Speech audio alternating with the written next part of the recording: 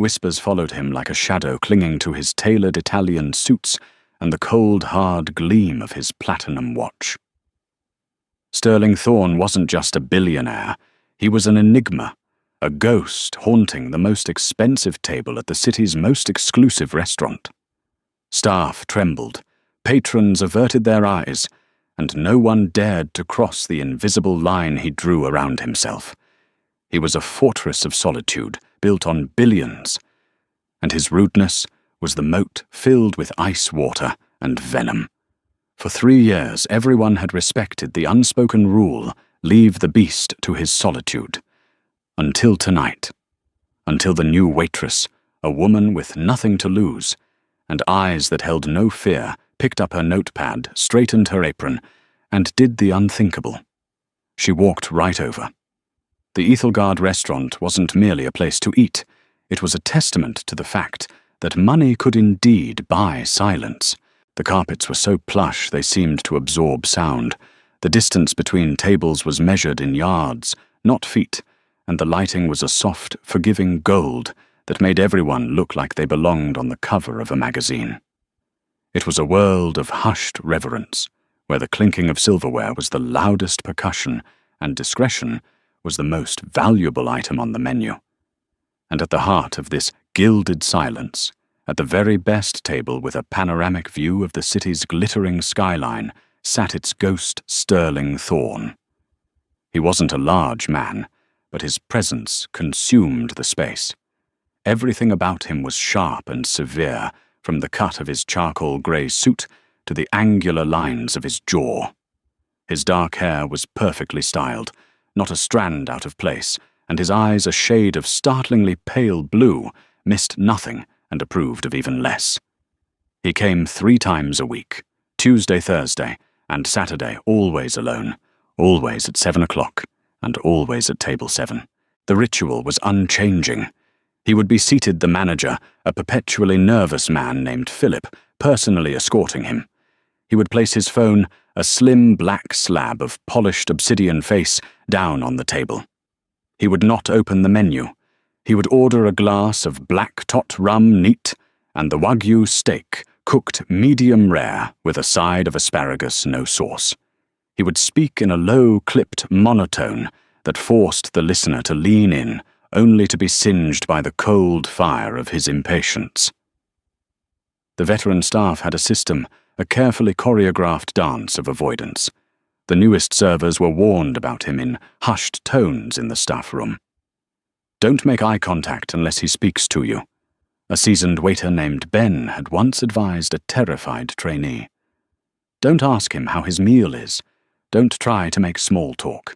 Just deliver the food, fill his water glass from a distance, and get out. Think of yourself as a drone, a food delivery drone.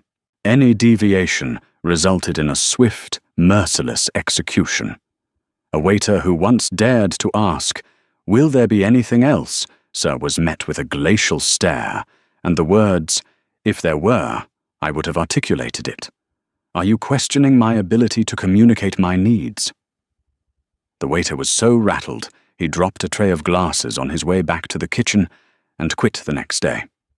A hostess who smiled too brightly at him was told, "This is a restaurant, not a dental advertisement. Kindly moderate your expression." He was cruel, not in a loud, boorish way, but with a precise surgical coldness that was somehow worse. He found the exact fault line in a person's confidence and pressed down until it shattered. And so the staff left him alone, circling his table like nervous planets, orbiting a dying frozen star. Into this meticulously maintained ecosystem of fear walked Ava Quinn. Ava was not a woman who belonged at the Ethelgard. She didn't have the practiced subservient grace of the other waitresses. There was a directness to her gaze and a set to her shoulders that spoke of resilience rather than refinement. Her honey-blonde hair was pulled back in a simple, severe ponytail that was more about efficiency than style.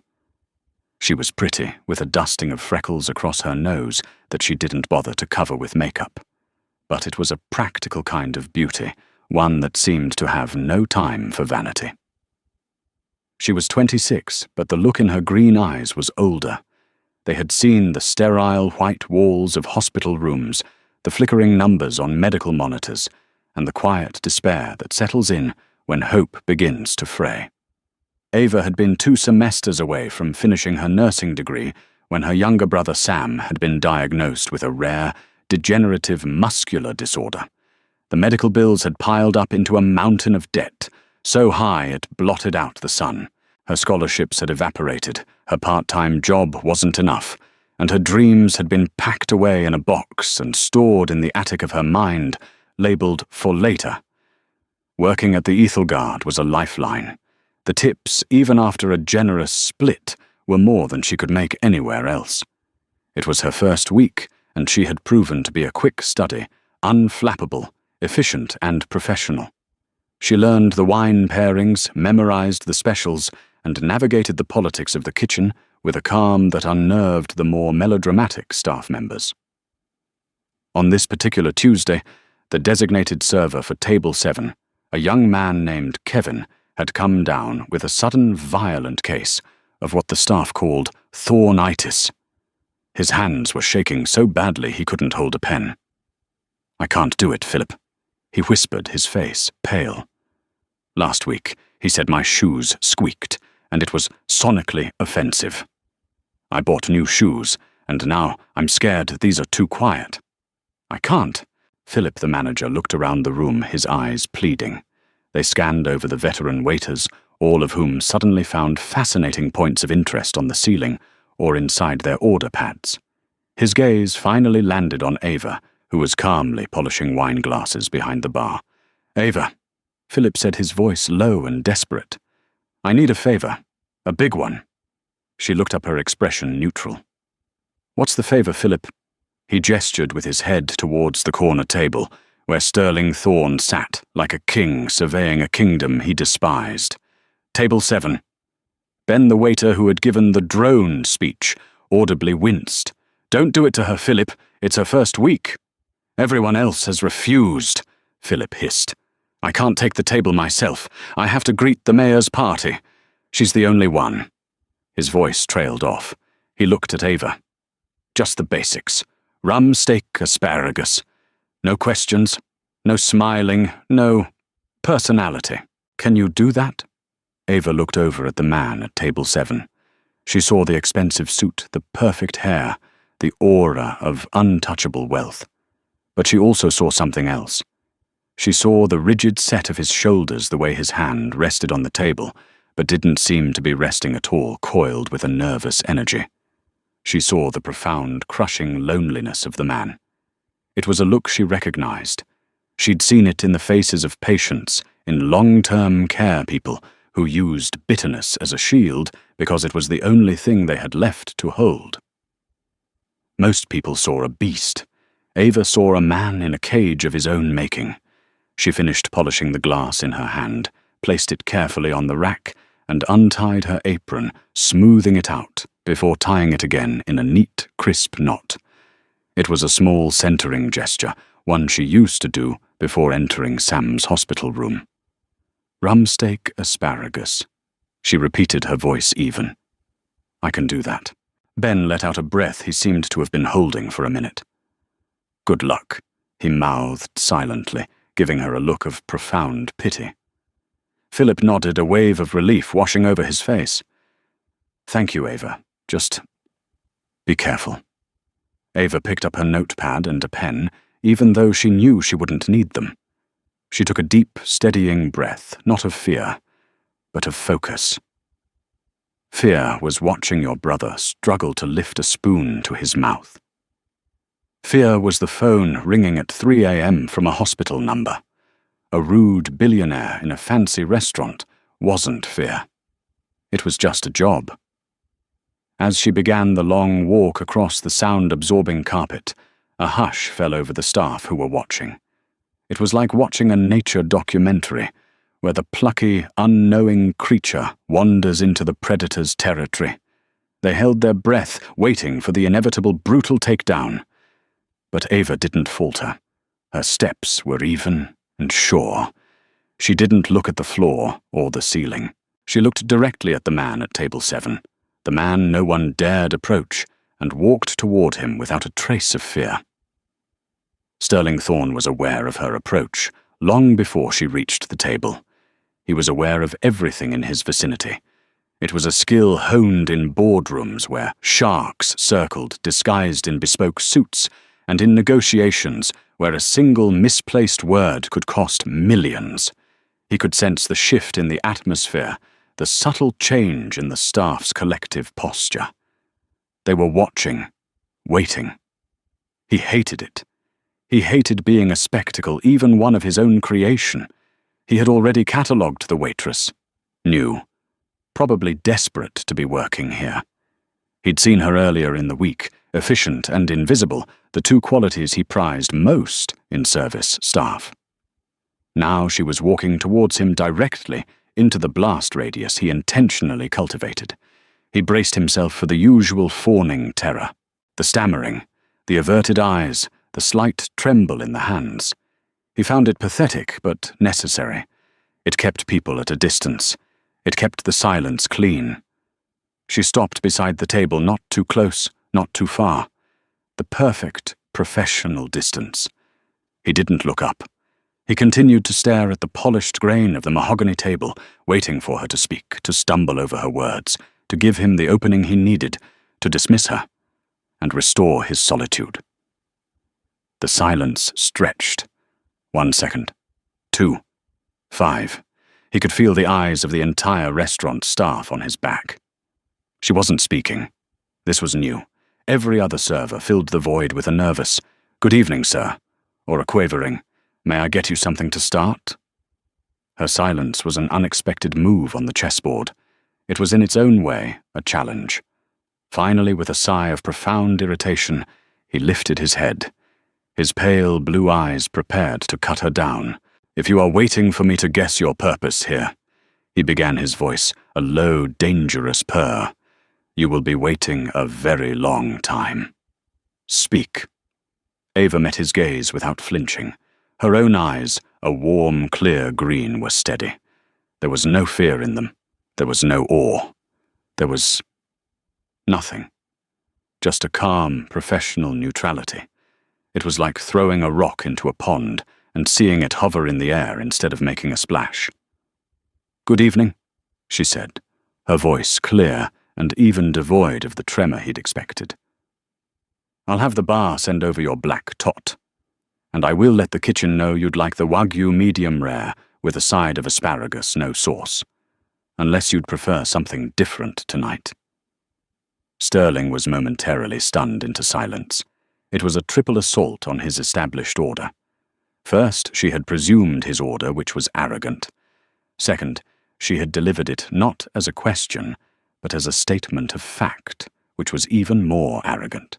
But the third and most jarring offense was the final clause, "Unless you'd prefer something different tonight." It was a simple professional question, but to him it was a seismic event. No one had asked him if he wanted something different in 3 years. They assumed. They obeyed. They treated him like a complicated piece of machinery whose settings were not to be touched. This woman, this new waitress, had just walked up and asked if he wanted to change a setting. The audacity was breathtaking. He narrowed his eyes. "And what prompted you to make such a wild assumption about my preferences?" He expected her to stammer, to apologize, to backpedal. She did none of those things. "You've ordered the same meal every Tuesday, Thursday, and Saturday for the last 3 years, she stated simply, as if reciting a fact from a textbook. It seemed a reasonable starting point. However, chefs sometimes create specials that are exceptional, and people's tastes can change. I thought it was my job to ask. Her logic was flawless. It was also infuriating. She was treating him not as a monster to be appeased, but as a customer to be served. She was doing her job and doing it well, and in doing so, she was dismantling the very fortress he had so carefully constructed. He felt an unfamiliar flicker of something, not anger exactly, but a sharp, biting curiosity. He decided to press her to find the crack in her composure. You've been here a week. How would you know what I have ordered for 3 years? I asked, she said. When I was told I would be serving this table, I asked about the customer's history and preferences. It's called being prepared. Again, the infuriatingly simple professional logic. She was turning his own weapons precision preparation logic against him. And it did not occur to you, he said, leaning forward slightly, lowering his voice to a conspiratorial and threatening hush, that I might value consistency above all else, that I come here precisely because I do not want to be asked questions, that I find the intrusion unwelcome. He watched her closely, looking for the tell. A slight widening of the eyes, a catch in her breath, the nervous swallow. Nothing. Her expression remained placid. Her hands holding the small notepad were perfectly still. It did occur to me, she replied, her tone matching his own quiet intensity. It also occurred to me that a person might get stuck in a routine, not because they enjoy it, but because it's simply easier than making a new choice. Sometimes all it takes is someone to present the option. She paused, her green eyes holding his. So the Wagyu as usual, or would you be interested in the seared scallops with saffron risotto? The chef received the scallops this afternoon. They're excellent. Sterling felt as if the air had been knocked from his lungs. In one short exchange, she had not only defied him, but had diagnosed him. Stuck in a routine, not because they enjoy it, but because it's easier. The words echoed in the silent, empty chambers of his life. His penthouse apartment, curated by a designer he'd never met. His vacations to the same private island year after year. His work, the endless, grinding pursuit of more a pursuit that had lost its flavor long ago. She had seen through the billionaire, the tyrant, the ghost of Table 7, and had seen a man stuck in a rut. And she wasn't afraid to say it. For the first time in a very, very long time, Sterling Thorne was at a loss for words. The carefully constructed persona, the armor of rudeness and wealth, had been breached, not by force but by a quiet, unflinching competence. He stared at her for a long moment. He should have her fired. He should stand up, throw a few $100 bills on the table and leave, never to return. That was what the old Sterling would do. That was what his reputation demanded. But the old Sterling was tired, and he was, to his own astonishment, intrigued. He leaned back in his chair, the tension in his shoulders releasing by a fraction of an inch. A small, almost imperceptible shift. The scallops. He said the words, feeling foreign in his mouth. Bring me the scallops. Ava gave a single brief nod. Excellent choice, she said, her voice holding no hint of triumph. She turned and walked away with the same measured, confident pace she'd used to approach him. The entire staff, who had been watching the exchange with the intensity of a Wimbledon final, collectively exhaled. Ben the waiter looked at Philip the manager with wide, disbelieving eyes. Philip just shook his head, a look of stunned amazement on his face. Sterling Thorne watched her go. He picked up his phone, then put it back down. For the first time in years, the glittering city skyline outside the window seemed less interesting than the person who had just taken his order. He didn't know her name. He didn't know anything about her. But he knew one thing for certain: his routine had just been irrevocably broken, and he wasn't sure if he was furious or grateful. The story of the waitress who tamed Thorne spread through the Ethelgard staff like wildfire. Ava became a creature of myth. They spoke of her in hushed, reverent tones. She had not only survived the encounter, she had emerged victorious, having done the impossible. She had made Sterling Thorne change his order. Ava, for her part, was oblivious to her newfound legendary status. She had treated Sterling like any other customer who seemed troubled with a firm but gentle professionalism. She had a job to do, and a brother whose mounting medical expenses were a constant nagging ache in the back of her mind. She didn't have time for restaurant gossip. Thursday came, and with it, a palpable sense of anticipation among the staff. When Sterling Thorne walked in at precisely 7 o'clock, Philip didn't even ask for volunteers. He simply looked at Ava, who nodded, and picked up her notepad. This time Sterling was prepared. The intrigue from their first encounter had curdled into a kind of intellectual challenge. She was an anomaly, a puzzle he needed to solve. Was her fearlessness genuine, or a well-rehearsed act he had decided to find out? He would test her, push her, find the breaking point he was certain had to exist. When Ava arrived at his table, he didn't wait for her to speak. The wine list? He commanded, his voice sharp. The Ethelgard's wine list was not a list.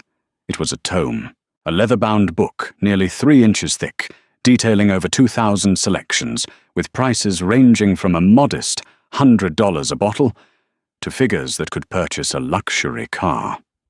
It was a test of knowledge and composure. Ava retrieved it without a word and placed it on the table. Sterling let it sit there for a full minute, then tapped a finger on a particularly obscure section. I'm considering a red from the Pauillac region, 1982 vintage. I want you to describe to me, without hyperbole, the tasting notes of the Chateau Latour versus the Chateau Mouton Rothschild of that year, and explain which you would recommend to pair with the venison loin. It was a ridiculously difficult, deliberately pretentious question. It was designed to humiliate her, to force her to admit ignorance, and summon the sommelier, proving she was out of her depth. The listening staff cringed in second-hand embarrassment. Ava didn't even blink. She had spent 2 sleepless nights after her first shift studying the wine Bible, driven by the same obsessive focus that had nearly made her a top-tier nurse. She had anticipated he might test her.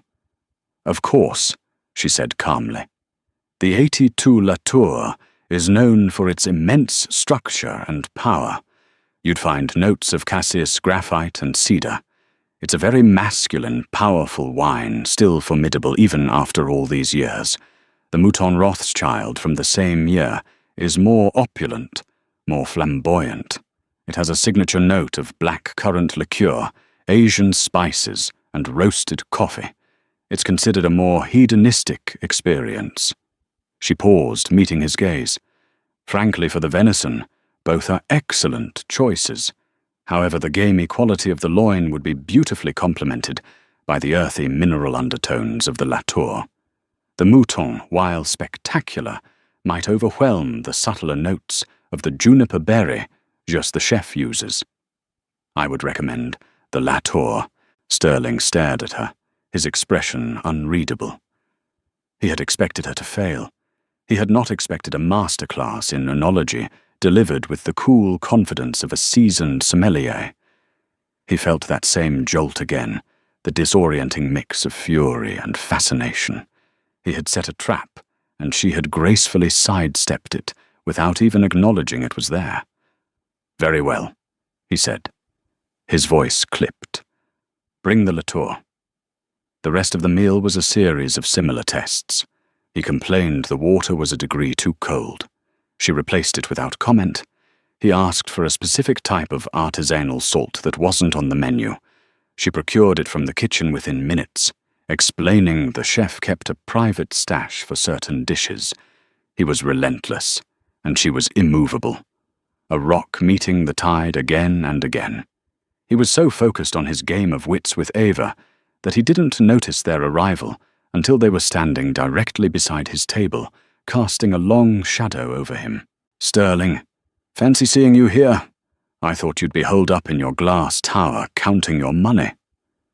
The voice was smooth, confident, and laced with a familiar mocking tone that made the blood in Sterling's veins turn to ice.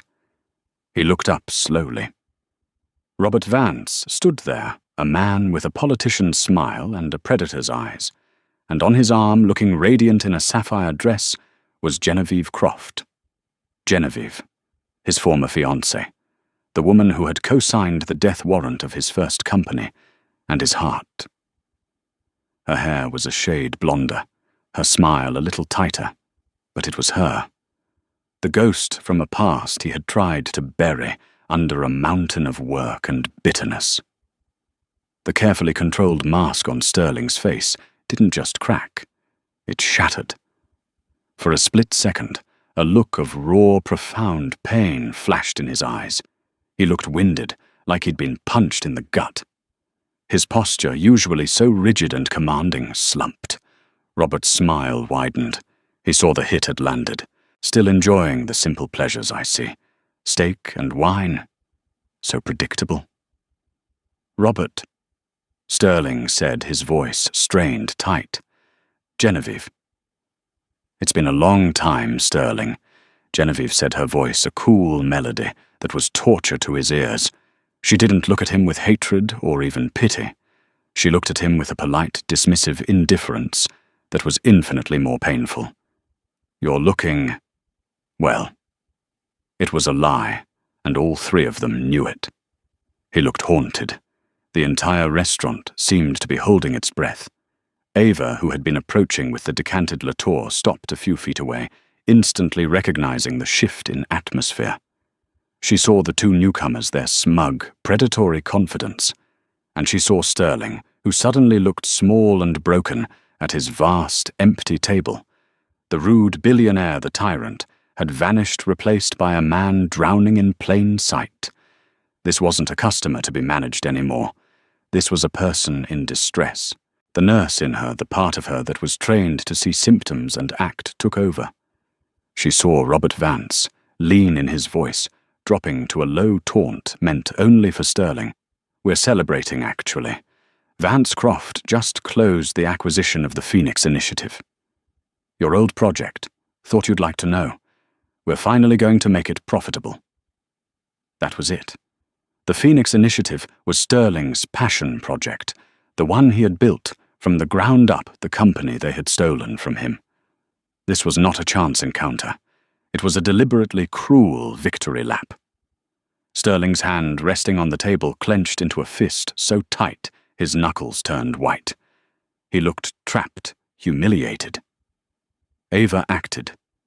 She moved forward with purpose, her face a mask of serene professionalism. She arrived at the table as if she hadn't noticed the tense drama unfolding.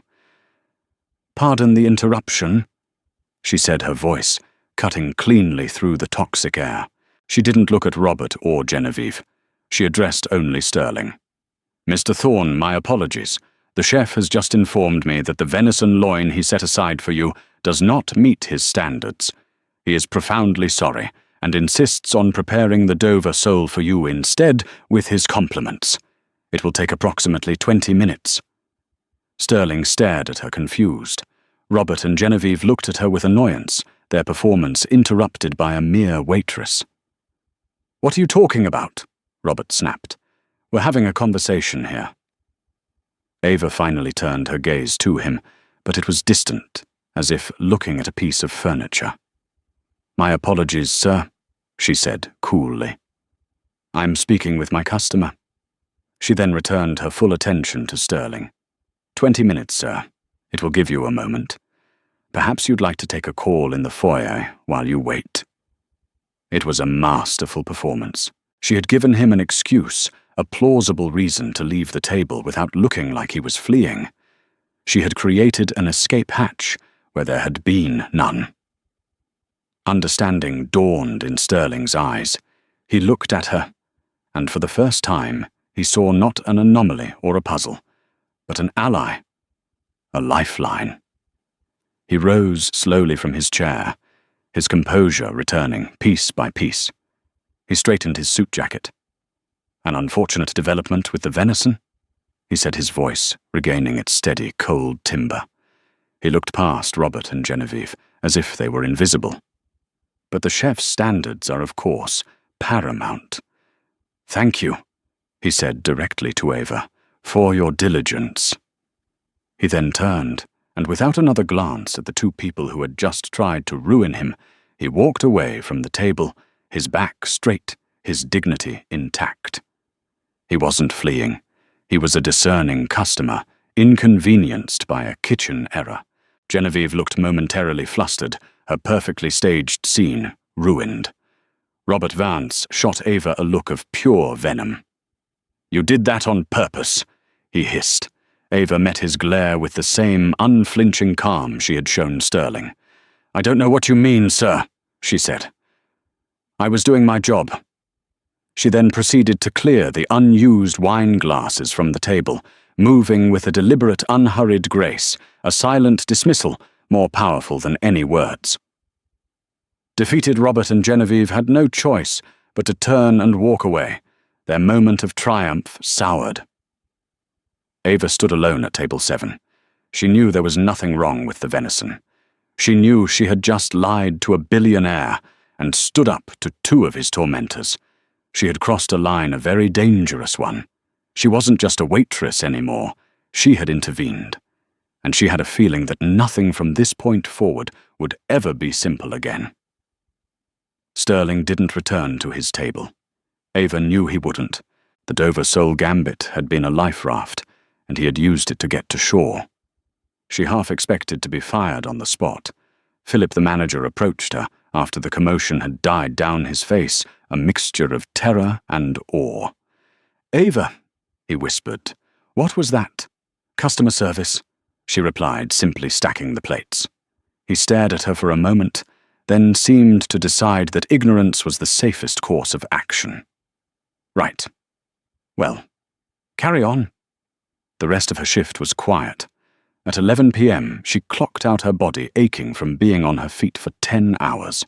The adrenaline from the confrontation had faded, replaced by a familiar, weary anxiety about her brother Sam and the ever-growing stack of bills on her small kitchen table. She had likely saved a billionaire's pride, but it wouldn't pay for Sam's next round of physical therapy. She stepped out of the restaurant's grand entrance into the side alley where the staff exited. The city night was cool and damp, a fine mist slicking the pavement and blurring the streetlights into hazy coronas. She pulled her thin jacket tighter and began the walk to the bus stop. A long black car was parked halfway down the alley, its engine purring so quietly it was almost inaudible. It was a Bentley sleek and silent as a panther. It seemed out of place in the gritty alley, surrounded by overflowing dumpsters and graffiti-scarred brick walls. As she passed it, the tinted rear window glided down. "Get in." The voice was low and unmistakable. Sterling Thorne sat in the back, the dim light from the dashboard illuminating the sharp planes of his face. He wasn't looking at her, but staring straight ahead out the front windshield. Ava stopped, but didn't move towards the car. "I'm sorry. Get in the car, please," he said, the please sounding like it had been begrudgingly added. "It's starting to rain." She hesitated. Getting into a car with a man like Sterling Thorne in a dark alley was not a wise decision by any metric, but her curiosity and a strange sense of unfinished business won out over her caution. She walked to the car and slid into the plush leather seat opposite him. The door closed with a heavy, satisfying thud, sealing them in a world of quiet luxury. The scent was of expensive leather and the faint, clean smell of rain on a wool coat. They sat in silence for a moment. The rain began to fall harder, streaking down the windows and isolating them further from the outside world. "There was nothing wrong with the venison, was there?" he stated. It wasn't a question. "No," Ava said. "There wasn't. You lied. I provided you with an exit from an untenable situation," she countered, her voice even. It seemed like the most effective course of action. He turned his head slowly to look at her. His pale blue eyes were intense, searching. The coldness was still there, but it was tempered with something else now, something raw and uncertain. "Why?" It was a simple question, but it held the weight of the entire evening. "Why did you help me? Why didn't you let me drown?" Ava thought for a moment, choosing her words carefully. "My job is to ensure the customers at the Ethelgard have the best possible experience. Your experience was being compromised. I intervened. That's a lie, too," he said, his voice softer now. "That was not customer service. That was something else. You saw I was in trouble and you helped me? Why? Ava sighed a small puff of air. The professional mask was slipping, and she was too tired to hold it up. Because I've seen that look before, she said quietly. In hospitals. On people who have just been given bad news. A look that says the world has just been pulled out from under them. No one should have to go through that alone, especially not when they're being publicly cornered. His gaze didn't waver.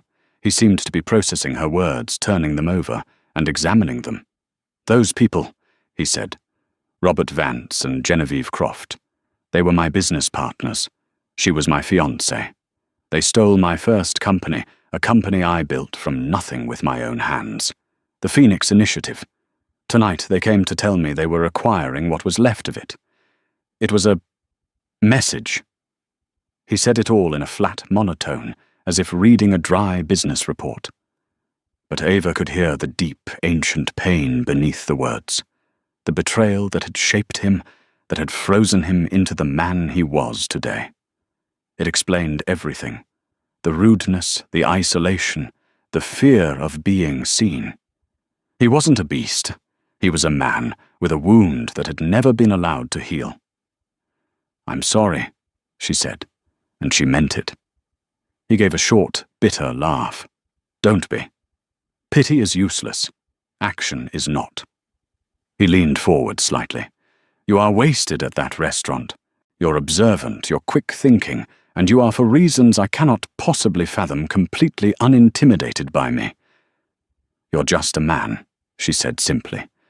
A rude and complicated one, but a man nonetheless. I've dealt with worse. A flicker of a smile, so brief it was almost imaginary, touched his lips. I have no doubt. I have a proposition for you, Ms. He paused, realizing he didn't even know her name. Ava Quinn. Ms. Quinn, he continued, I require a new executive assistant. My last one quit because I found her organizational system to be an insult to the principles of basic logic. The one before that cried. The one before that I fired for using 3 exclamation points in an email. You sound like a terrible boss, Ava stated without judgment. I am a terrible boss, he agreed. I am demanding, impatient, and I expect perfection. I will also pay you 3 times what you make at that restaurant, including tips, and I will cover in full any and all medical expenses for your immediate family. Ava froze. It was as if he had reached into her chest and plucked out her deepest, most desperate secret. How? How do you know about that? I am a billionaire, Ms. Quinn. Information is the most valuable currency there is. When an anomaly like you enters my orbit, I investigate. Your brother Samuel Quinn. Muscular degeneration. Mounting medical debt. You dropped out of a promising nursing program at Johns Hopkins to care for him. You are overqualified, overburdened, and you are exactly what I need. Ava felt a wave of cold fury wash over her. He had dug into her life, laid her bare without her permission. It was an appalling invasion of privacy. You had no right. I had every right. He countered, his voice hard again. I do not hire people I know nothing about. I needed to understand why you are fearless. Now I do. You've faced real problems. A grumpy billionaire doesn't even register. She stared at him, torn between outrage and a dizzying sense of hope. The money was life-changing. It wasn't just about paying bills. It was about getting Sam the best care, the best specialists, maybe even experimental treatments. It was a key to a door she thought would forever be locked. But the cost was working for this man. This brilliant, broken, invasive man. This isn't a job offer, is it? She said shrewdly. This is another test. You want to see if I'm for sale. Everything and everyone is for sale, Miss Quinn. He said, the cynical billionaire returning. The question is the price. I'm not buying your loyalty. I'm buying your competence. The same mind door that deduced the Latour was a better pairing than the Mouton.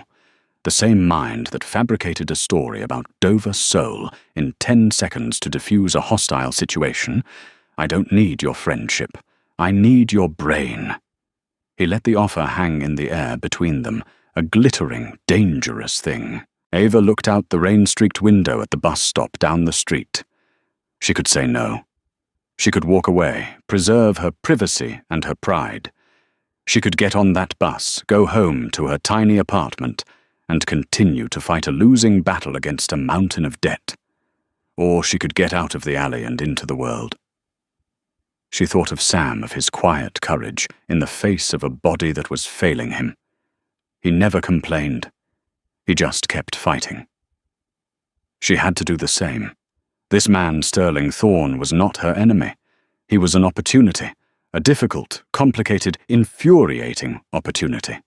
She turned back to him, her green eyes clear and resolved. I have conditions. Sterling raised an eyebrow, intrigued. Go on.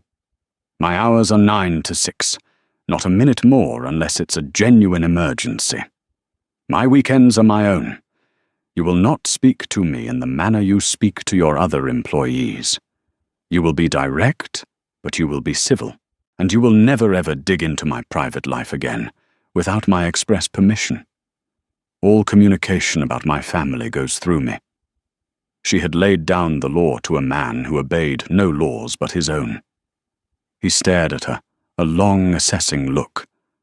She had not only accepted his challenge, she had set the terms of engagement. Finally, he gave a single, sharp nod. Acceptable. He tapped on the glass partition. My driver will take you home. My attorneys will have a contract messengered to you in the morning. Be at my office, Thorne Industries headquarters, Monday morning, 8:55. I said 9, Ava reminded him. And I value punctuality, he countered. 8:55. With that, he opened his door and stepped out into the rain, disappearing into the night, without another word, leaving Ava alone in the back of the silent, magnificent car. She watched him go, a solitary figure swallowed by the shadows of the city he owned. She had made a deal with the beast. Now she was about to walk into his lair. The headquarters of Thorne Industries was not a building. It was a statement.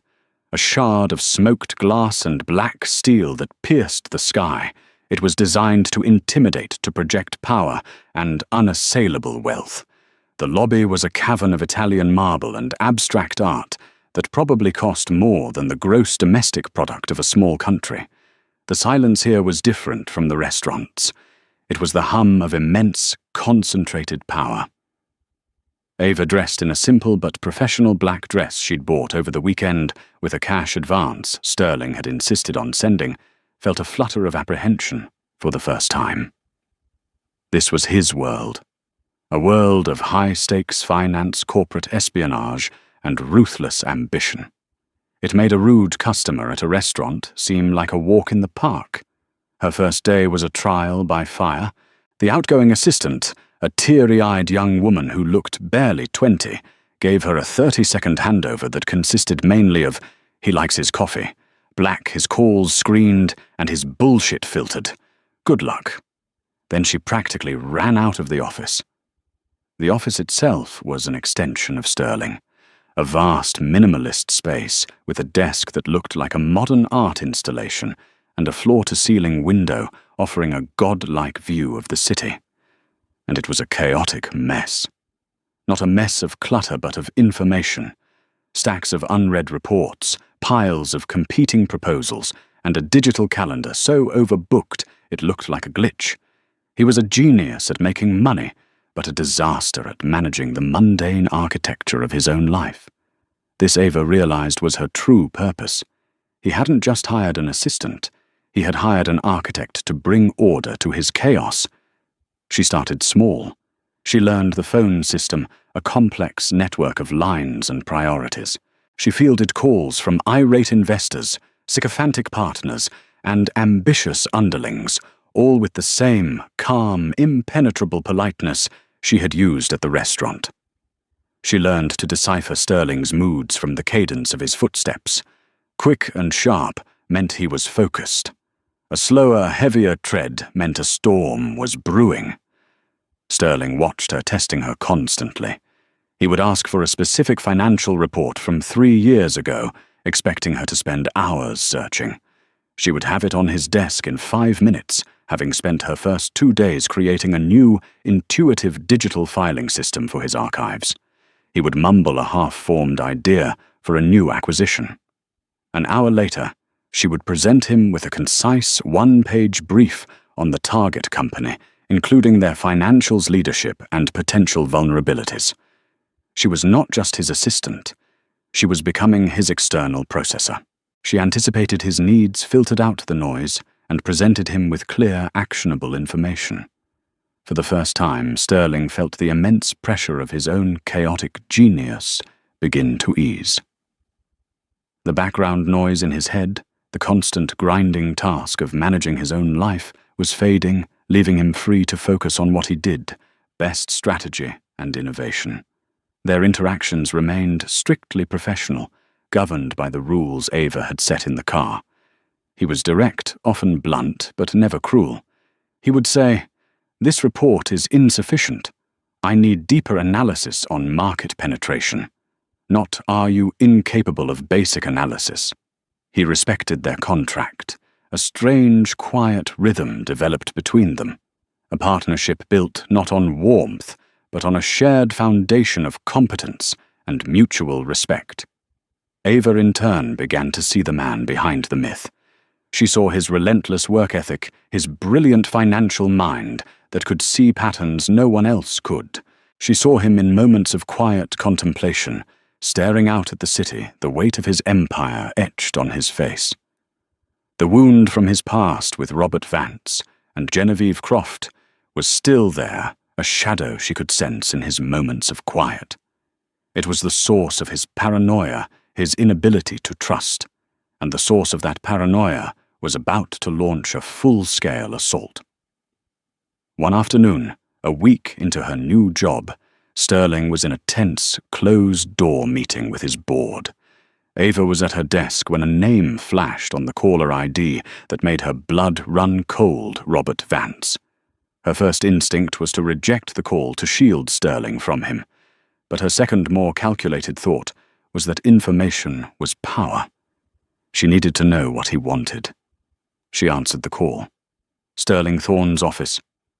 "Put me through to him," Robert's voice commanded, oozing with false cordiality. "I'm sorry, mister. Thorne is in a meeting and cannot be disturbed." Ava replied, her voice perfectly neutral. "May I take a message?" There was a pause, then a chuckle. "Ah, you're the waitress. He really hired you. I'm impressed. You've got nerve, I'll give you that. Tell Sterling the offer is on the table. A friendly merger. He folds Thorne Industries into Vance Croft. He gets a generous payout and a seat on the board. A powerless seat, of course, but it will let him save face. The alternative is a hostile takeover. We have the proxies, we have the momentum, and we have an ace up our sleeve. This is his only chance to walk away with something other than humiliation." Ava's hand tightened on the receiver. A hostile takeover. It was the corporate equivalent of total war. "I will pass along your message, Mr. Vance," she said coolly. "You do that?" Robert said, his voice turning sharp. "And tell him to think about Genevieve. She's the public face of this deal. The press will have a field day. Business magnate loses second company to ex-fiancé. The narrative is just too delicious. He has 48 hours. Robert hung up, leaving a dial tone buzzing in Ava's ear. She felt a chill settle deep in her bones. This was not a business deal. It was a vendetta. They didn't just want his company. They wanted to destroy him publicly to finish the job they had started years ago. When Sterling emerged from his meeting, his face was grim. The board was getting nervous. Rumors of Vance Croft's maneuvering were already spooking investors. "What is it?" he asked, seeing the look on her face.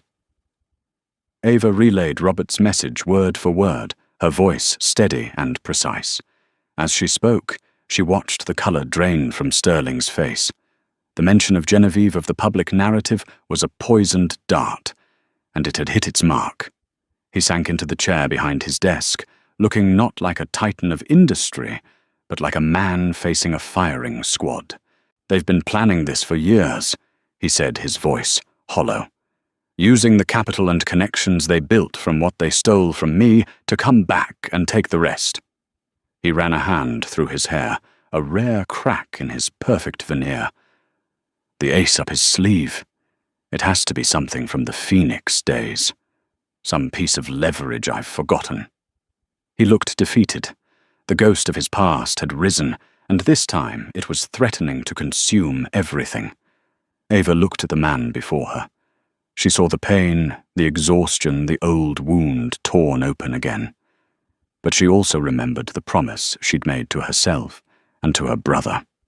She was a fighter, and her boss, her complicated, infuriating, brilliant boss, was in the fight of his life.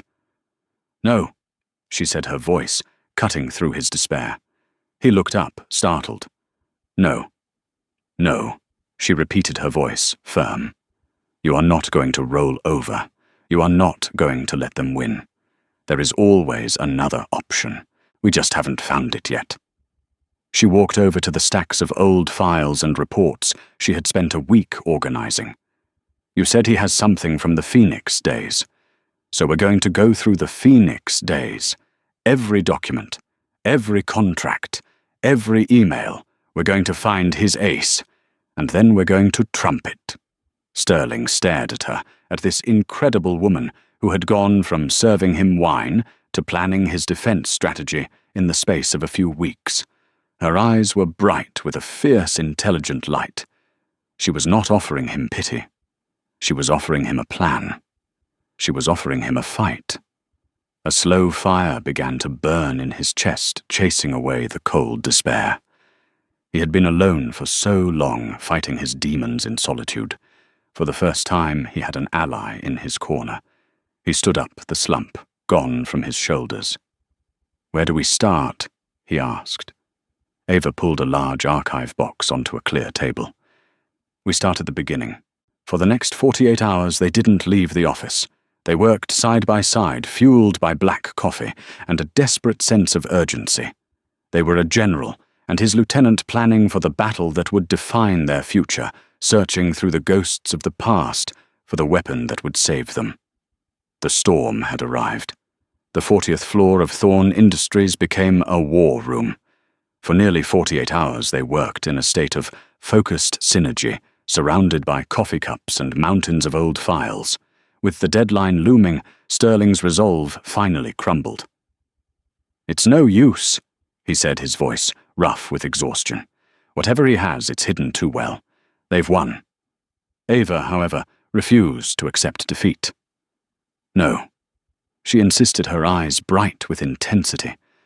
"Their arrogance is their weakness. They're so sure of their victory they've become sloppy." Her instincts drew her back to the very first box to the original partnership agreement for the Phoenix Initiative. Ignoring Sterling's protest that they'd already checked it, she laid the document on the desk and began reading it again, not as history, but as a weapon. Minutes later, her finger stopped on a sub-clause. "My God," she whispered. Section 7, Sub-Clause B, the Legacy Partner Clause. In the event of an acquisition of the company's core intellectual property, the exiting founding partner, you retains the first right of refusal to buy it back at its original valuation. The implication struck Sterling like lightning. Vance Croft's hostile takeover was an acquisition. The ace up their sleeve wasn't theirs. It was his. He could legally reclaim the foundational technology they had stolen from him for pennies, gutting their company from the inside out. Their elaborate trap had just sprung on them. Sterling's press conference was a masterclass in corporate warfare. Robert Vance and Genevieve Croft sat in the front row, smug and expectant. But instead of surrendering, Sterling calmly announced he was rejecting their offer and invoking his rights under the Legacy Partner Clause. He wasn't just surviving, he was taking back what was his. The shock on his rivals' faces as their empire crumbled around them was a victory sweeter than any financial report. A few weeks later, Sterling called Ava into his quiet office. The board has approved a new position. He began his tone formal, but his eyes warm. Chief Operating Officer. Someone to run the operations of the entire company. Someone I trust implicitly. The job is yours if you want it. He paused. Furthermore, a jet is on standby to take your brother to the best specialist in Switzerland next week. All his medical care is covered. For life. Tears pricked Ava's eyes. It was the end of a long, desperate fight. "Sterling, why?" she asked quietly. He looked at her, the last of the icy armor he wore around his heart, finally melting away. "Because you did something no one else ever dared to do," he said, his voice filled with an emotion she'd never heard before. "You walked over. You didn't just save my company, Ava. You saved me. It wasn't a fairy tale ending, but the start of a real partnership forged in crisis and built on courage. So what really happens when unwavering courage meets impenetrable solitude? The story of Ava Quinn and Sterling Thorne isn't just about a waitress taming a rude billionaire. It's a testament to something far more real and powerful. It's about how the deepest wounds, the ones that shape us into bitter, isolated versions of ourselves, can be healed not by grand gestures, but by the simple, profound act of one person daring to see another. Ava didn't just serve Sterling a meal. She served him a reflection of the man he could be free from the ghosts of his past. Theirs is a story of resilience, of unexpected alliances, and the quiet strength it takes to rewrite your own narrative. If this story of unexpected connection and resilience resonated with you, please show your support by hitting that like button, sharing it with someone who appreciates a story with depth, and be sure to subscribe for more tales that prove the strongest walls can be broken down by the quietest courage. Let us know in the comments, what do you think was the real turning point for Sterling? We love reading your insights. Thank you for listening.